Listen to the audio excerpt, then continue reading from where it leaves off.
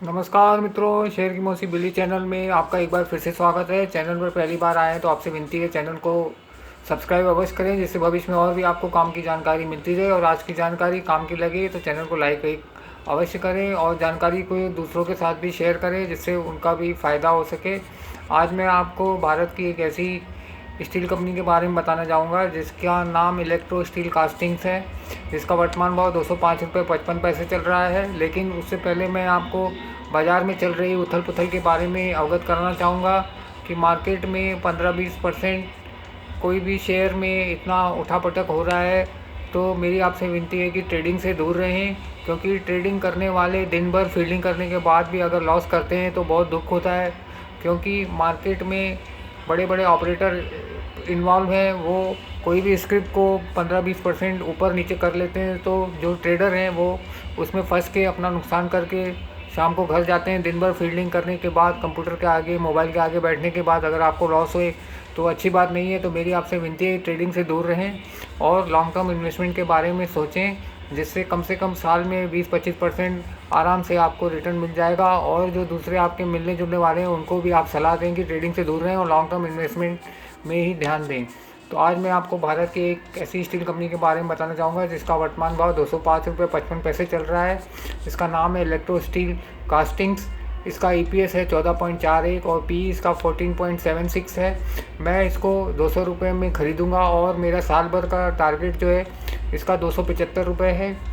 और जो रिटर्न के हिसाब से 31% होता है, जो बैंक FD के रिटर्न से 4.5 गुना से भी ज़्यादा है मेरे हिसाब से। और इसका मार्केट कैप 13,153.11 करोड़ है। इसका प्राइस टू बुक वैल्यू 2.56 है। बुक वैल्यू इसका 82.73 है और साल का लो है इसका 70.55 और हाई गया है 236.60। डिविडेंड यील्ड 0.66 है और जून 24 में इसने 225.93 करोड़ रुपए कमाए थे और जून 23 में 74.86 करोड़ रुपए कमाए थे। तो मैं इसको 200 रुपये में ख़रीदूँगा और साल भर के लिए इसमें इन्वेस्टेड रहूँगा, जिसका टारगेट 275 मैंने तय किया है और जो रिटर्न के हिसाब से 31% होता है। और आप भी अपने फाइनेंशियल एडवाइज़र से सलाह लेकर के चाहें तो इसमें इन्वेस्ट कर सकते हैं और साल भर का नतीजा रखेंगे तो बैंक FD के रिटर्न से भी 4.5 गुना ज़्यादा करीब करीब आपको मिलेगा। और मेरी आपसे विनती है कि ट्रेडिंग से दूर रहें। ट्रेडिंग में दिन भर फील्डिंग करने के बाद लॉस होए तो अच्छी बात नहीं है। और आपको ट्रेडिंग करनी है तो आप अपने स्टॉक्स में ही करें।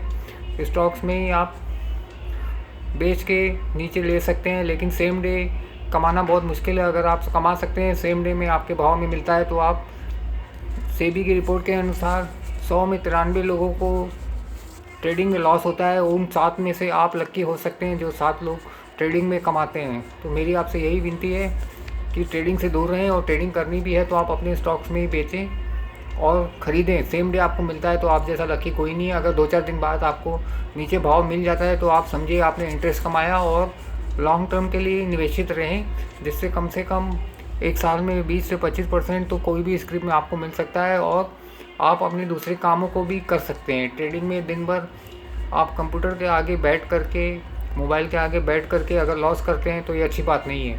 और अगर आपको ये जानकारी काम की लगे तो चैनल को एक लाइक अवश्य करें और जानकारी को दूसरों के साथ शेयर अवश्य करें, जिससे सबका फ़ायदा हो। धन्यवाद।